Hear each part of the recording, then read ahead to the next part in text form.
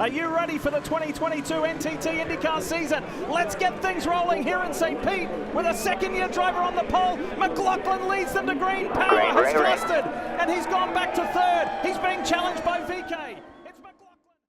2022 is certainly back, and that guy who started on his first career pole in Indy was able to see it home and get his first victory. Scott McLaughlin is a winner in IndyCar, and he isn't the guy who is just part of the first Kiwi 1-2 in IndyCar at Texas last year. He is now a race winner within the series. We debated in the sophomore series, which way is this going to go for Scott McLaughlin? He showed promise last year. Would he really kick on, or would he just kind of, steadily progress again through the series in his second year? And wow, he really decided to announce himself to IndyCar in 2022 by just, since practice 2, dominated the weekend, got pole position and won the race. And yeah, it was a superb drive, but Hello is proving that he's gonna fight for this championship.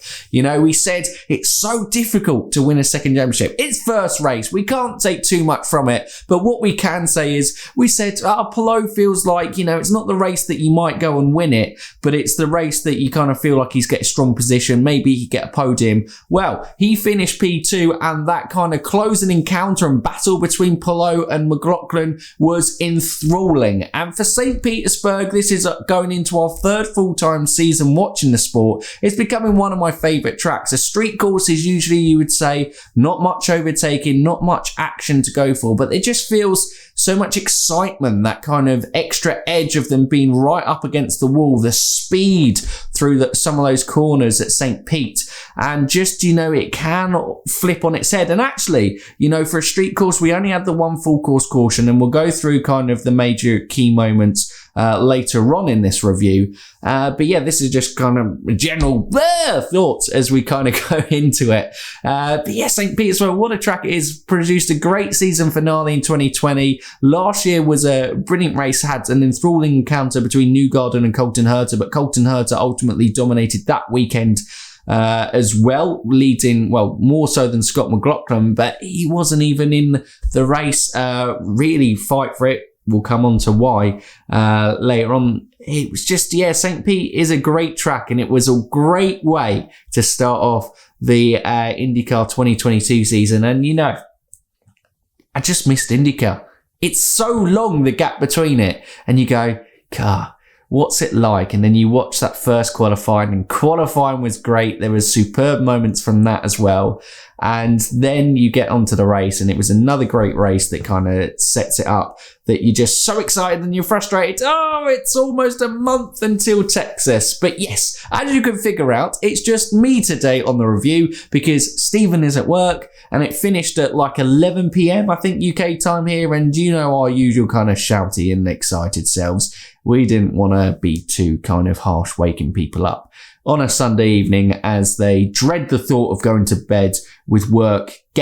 Obviously everyone in the UK is down on the Indy. I don't think so in terms of that. But yes, just me for the review today. So what we'll do is I'll go through the running order of where the race kind of everyone finished within the race. Obviously, that Scott McLaughlin is the victor and Alex Palou second, but we'll run through everyone else. There were some good performances and not so good starts to the season that we will come on to. We'll go on to key moments from the race then, where we think, I think just kind of key moments that kind of impacted the outcome of the race. And, then I'll say the winners and losers of the weekend, and finish off with what has been requested by Chris, is a kind of little fantasy roundup, because obviously we're promoting the fantasy league there. You can still enter. The good thing about Indy Fantasy League is you can enter at any point during the season. Even if you miss that first round, you may not kind of challenge for the overall, but you can win week by week,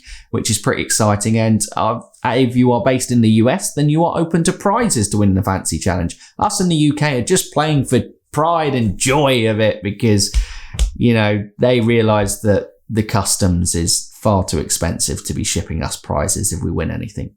But yeah, hopefully enjoy that. But yeah, without further ado, let's get into that running order. So here is how the race finished. So, as we said, P1, Scott McLaughlin, his first pole secured on a Saturday and his first victory within the series. It really was superb. I don't think anyone really saw it coming from Scott McLaughlin coming into this weekend, but he drove absolutely superb. But we shouldn't really be surprised because he was so good in Aussie Supercars. You know, he was a 3-time champion within that series where, you know, I think as James Hinchcliffe said on commentary, he won more races than he lost during that period.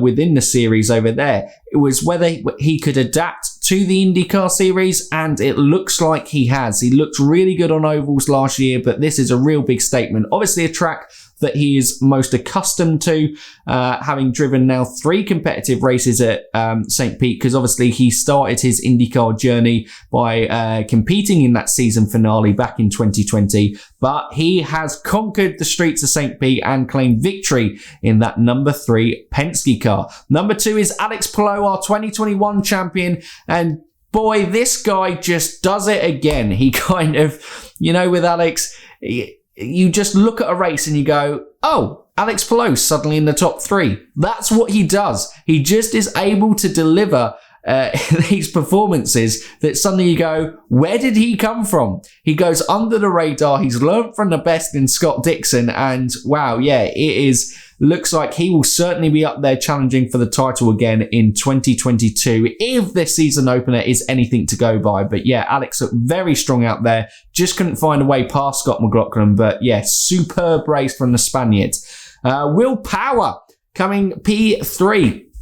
Starting off with a podium, Penske are back. Well, kind of, because if you had asked which of the if 2 Penske drivers had been on the podium, I don't think you would have come up with McLaughlin and Power. Most people would have put Newgarden in there, but as we will come on to, Newgarden finished way down the standings. Fantastic start for Will Power. Looked great over the weekend, but he almost looked stunned at McLaughlin's time. I think he felt really good in qualifying, but McLaughlin just found something extra on that Saturday, and in the race, started on the primary tyres, and I think those obviously black rim tyres, the longer lasting compound of the tyres in IndyCar.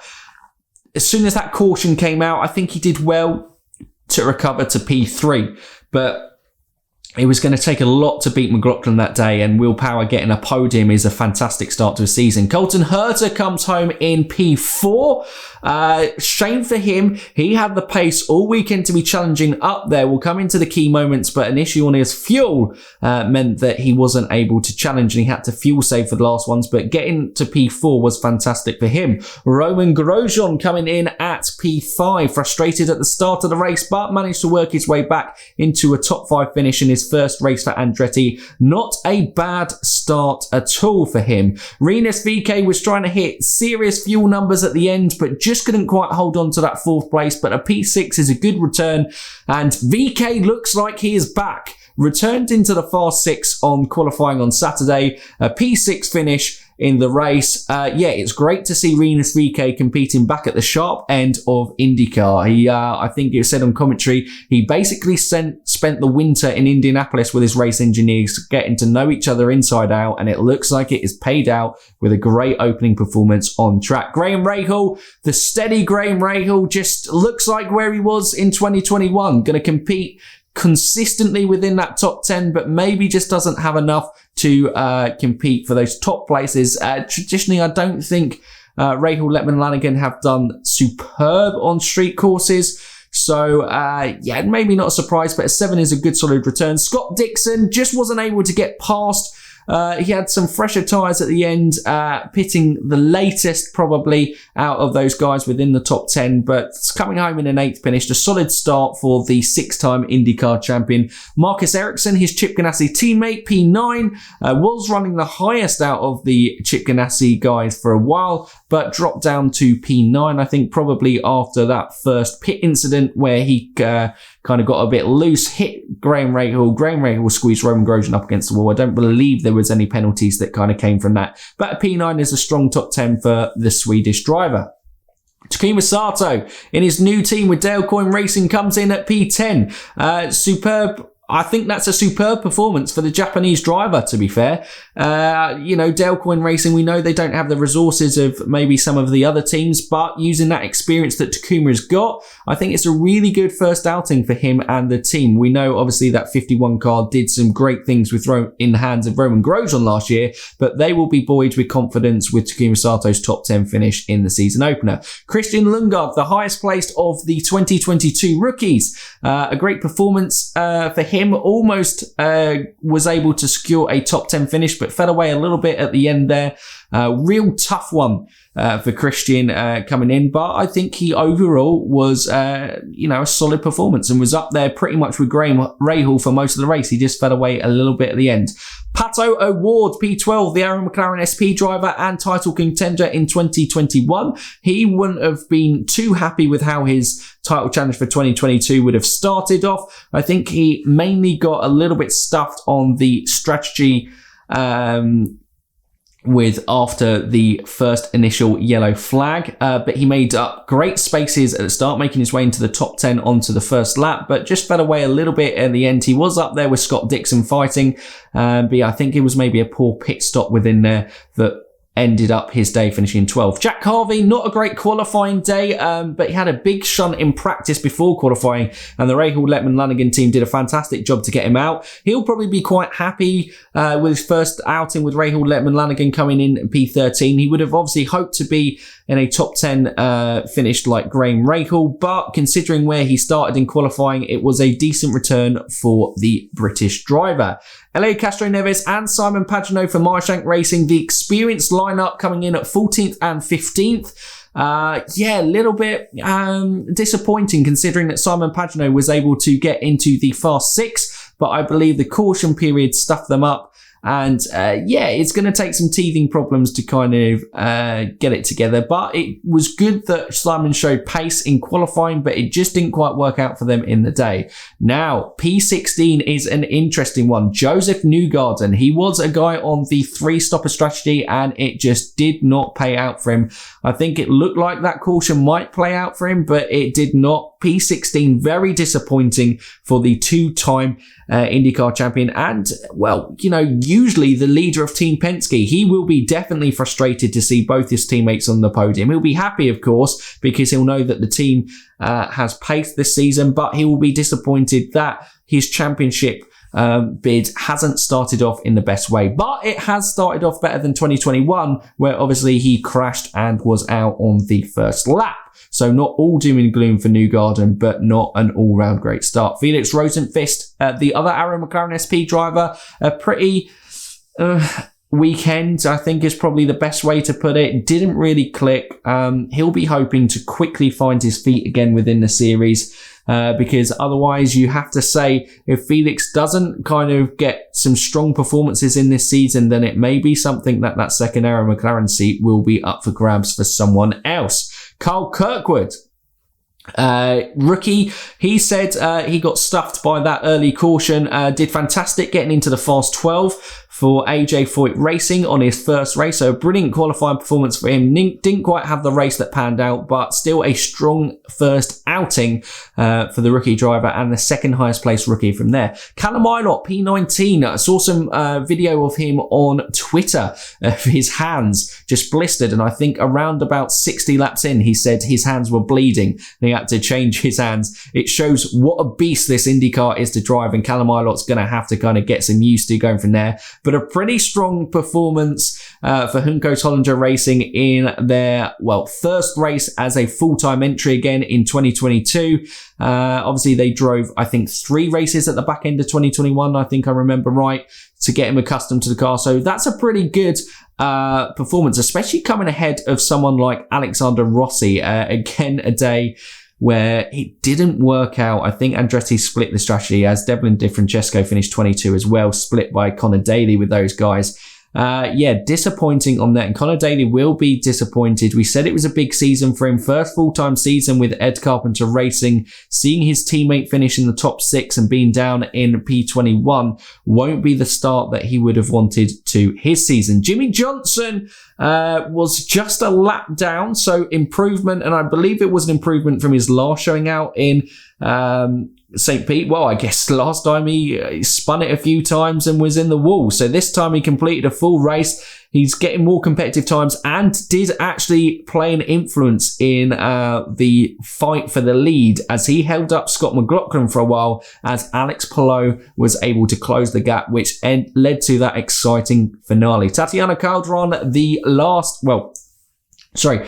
she did finish ahead of Dalton Kellett, who I believe was out of the race. Tatiana, 97 laps. Yeah, Tatiana did complete it. She was, I think, 3 laps down, that would say, in the end. Not a bad showing. She was definitely fighting her teammates hard, and Dalton Kellett locked up and actually had some suffer from race, but Carl Kirkwood, I think, struggled to get past her at some points as well. So she was fighting on track, but qualifying was poor and made it difficult for her to compete within the race. As we do know, it is, although St. Pete does provide opportunities, it is still a street course, so it's not going to be the most, a racetrack that has a lot of overtakes. David Malukas, the last rookie on this list, for Dale Coyne Racing, in his debut, lost it at the same point. Probably, if you remember, Alexander Rossi was actually following him, where Alexander Rossi lost it in 2020 when he was leading that race. Malukas wasn't leading the race, but he did lose it out onto those marbles and skipped into the outside wall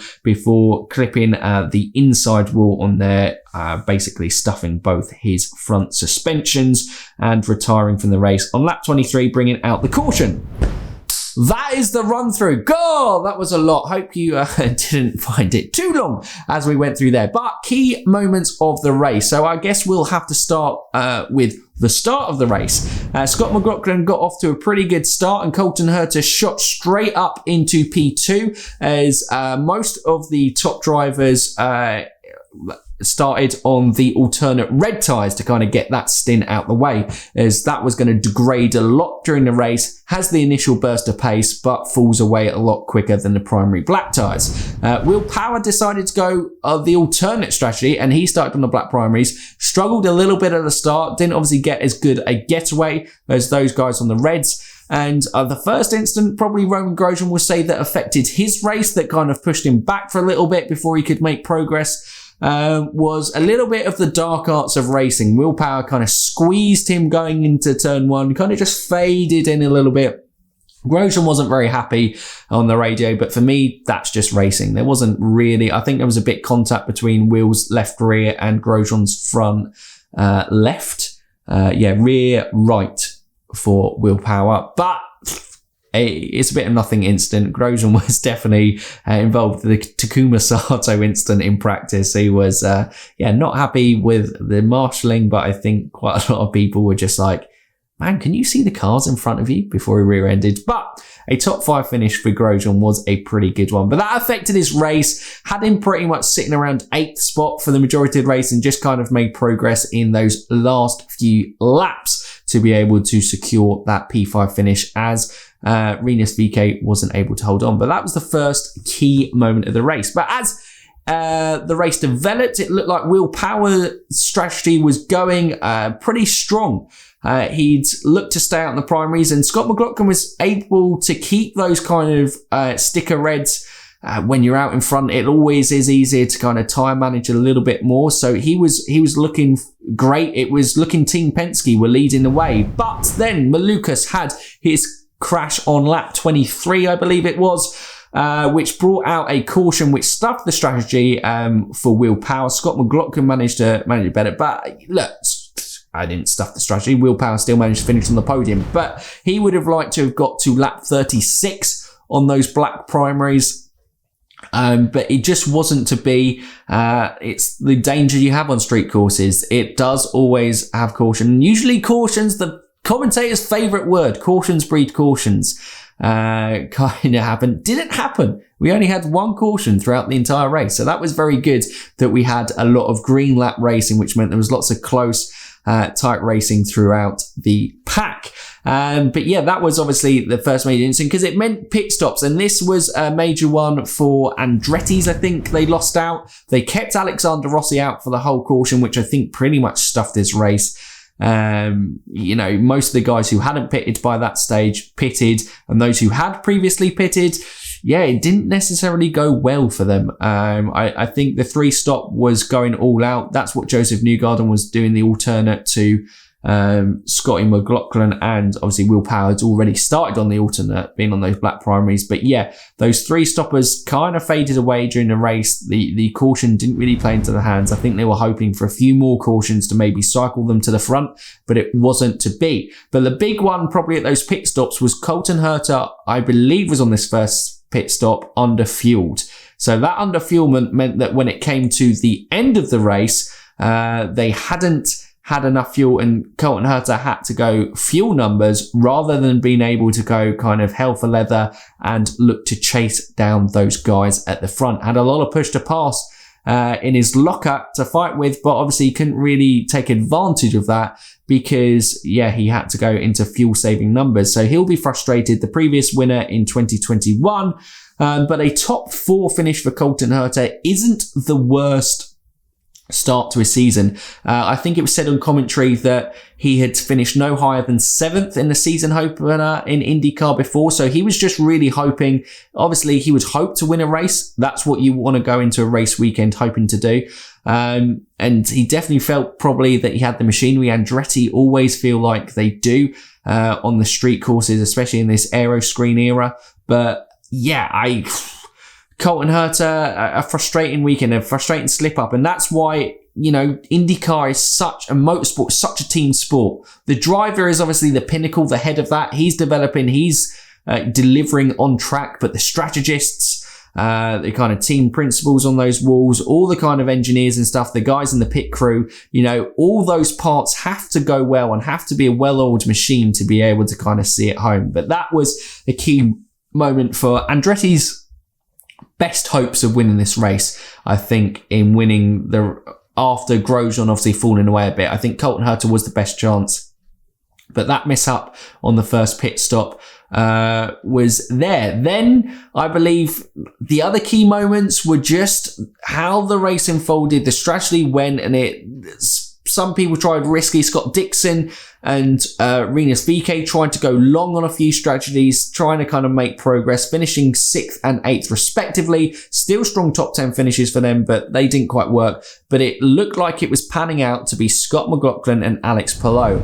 And then Jimmy Johnson was able to help out his teammate a little bit like he was in Laguna Seca by keeping fighting Grosjean hard in Laguna Seca at the end of 2021 season. Jimmy Johnson was able to, he started pinning in some real fast laps, making sure that he kept Scott McLaughlin in behind him for as long as possible, which pretty much diminished the entirety of Scott McLaughlin's lead and meant that we had a really exciting finish in the last kind of 15-20 laps or so. And Palou was all over the back of Scott McLaughlin, and it looked like Scott McLaughlin was managing it, and then it got traffic. Tatiana Calderon was kind. She got out the way on the kind of home straight, and they both made their way through. But Devlin DeFrancesco fought. In his first race in IndyCar, he's like, no, you know what? I'm going to finish on the lead lap in this race. I feel better. I'm in a learning experience. The strategy hasn't quite worked out today, but I'm going to finish on the lead lap. That's what I'm going to make sure that I do today. And he was able to do that,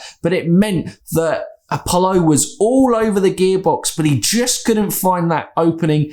As always, as the kind of, smart championship leaders do, they're not willing to, especially in this first race, P2 isn't a bad result. It's it's the best result you can get if you're not going to win the race. So he wasn't going to do anything to compromise taking himself and Scotty McLaughlin out within the race. He was only going to do it if there was a clear opening. And that clear opening, all he can do is harry Scott McLaughlin, be on the back of his gearbox and hope that McLaughlin made a mistake. But McLaughlin, from his time in Aussie Supercars, he knows how to lead a race. He knows how to get the job done, and he got it done, didn't make any mistakes, and was able to see home that victory. But yeah, those were the kind of key moments of the race. Bang, keep talking, keep working from there. Let's take a breather as we go from there. Winners and losers of the weekend. I'm kind of going to do this in teams. but may also do individual drivers as well. So the big winners have to be a team that, well, I know Joseph Newgarden has competed for the title in the past couple of years, but overall, you would have to say that Penske have been a little bit off the mark. I think it took till race 8 or race 9 in 2021 before they secured their first victory. Well, this time they did it straight out the blocks. First race, they win with Scott McLaughlin. Will Power looked strong all weekend as well. They were big winners. I suppose the only loser within Team Penske is Joseph Newgarden. P16 would not have picked that, and a track that he's actually very strong at as well.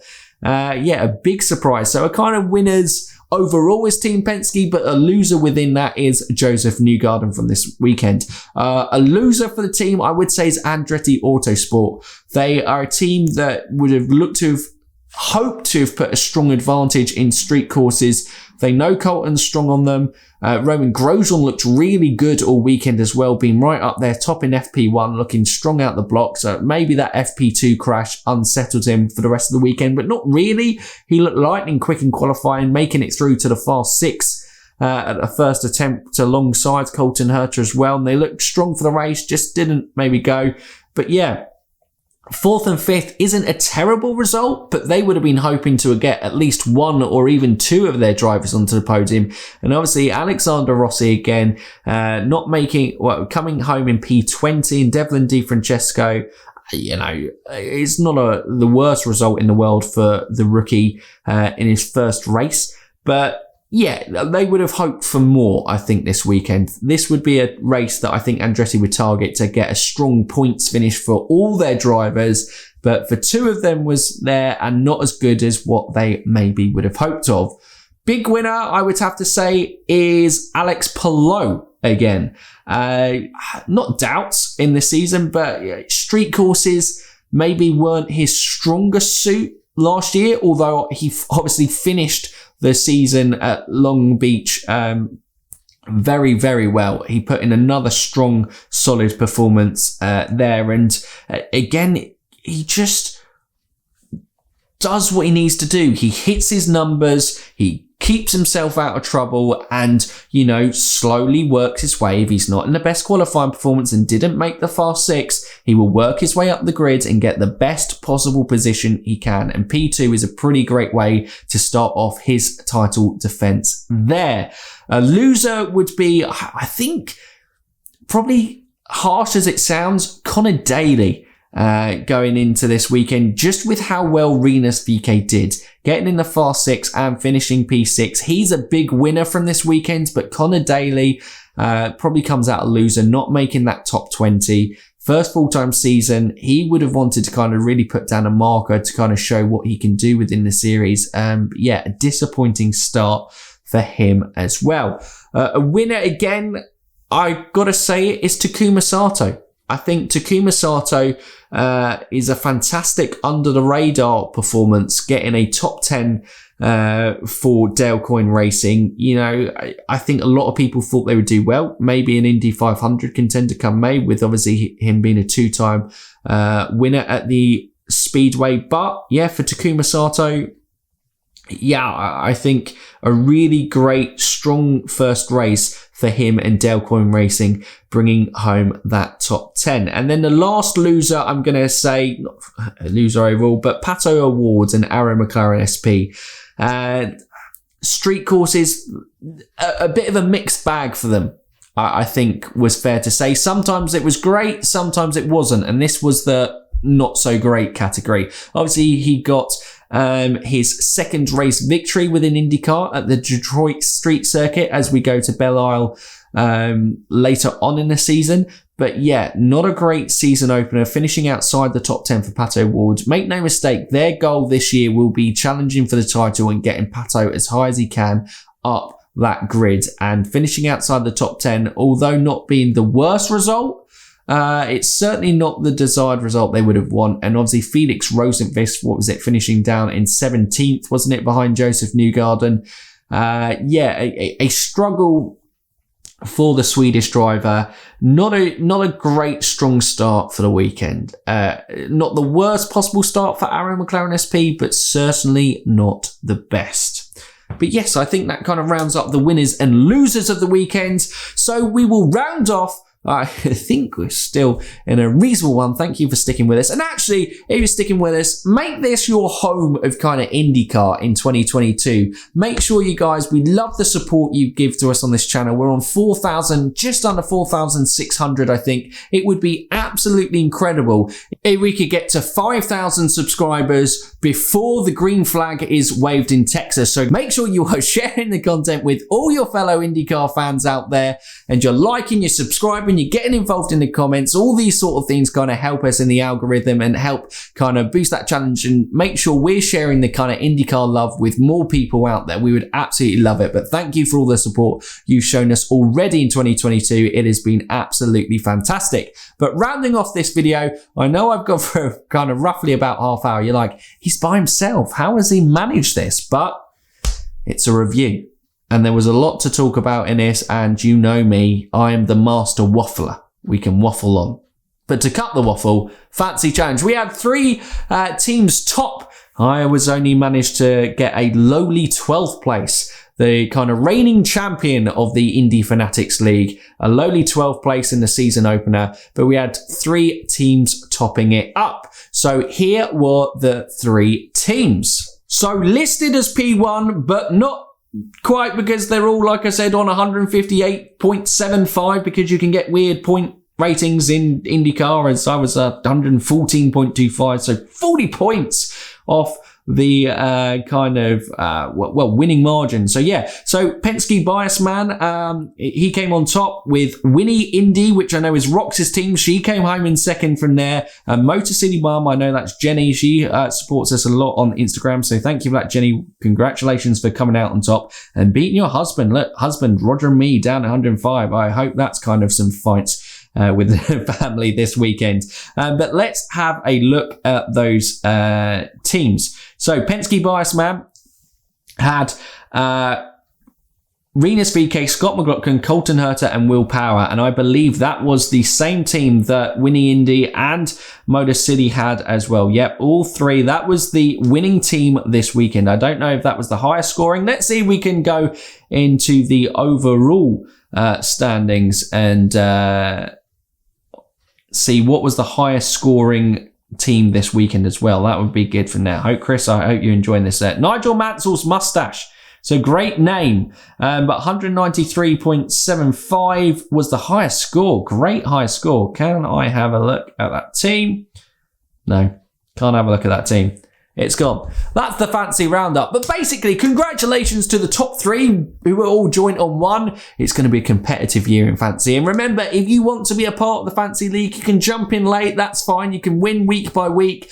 All you have to do is follow us on Twitter and I will follow you back, or follow us on Instagram. Send me a DM message on Twitter or on Instagram with your email address. I can then add it to the league, and then you will be entered in the Indy Fanatics League. And let's see how big we can make this Indy Fanatics League this year. It'd be great to get so many IndyCar fans competing on that basis. And yeah, thank you for all that support. But I think I've just about taken enough of your time talking about St. Petersburg. We'll be back later in the week with a podcast with me and Stephen. We'll obviously get Stephen's thoughts on the race and talk about any kind of IndyCar news. We've now got a month to fill again before we go on to our first oval race of the season at the Texas Motor Speedway. But it was a great way to start off the 22 season. Scott McLaughlin, I mean, wow, what a guy, okay?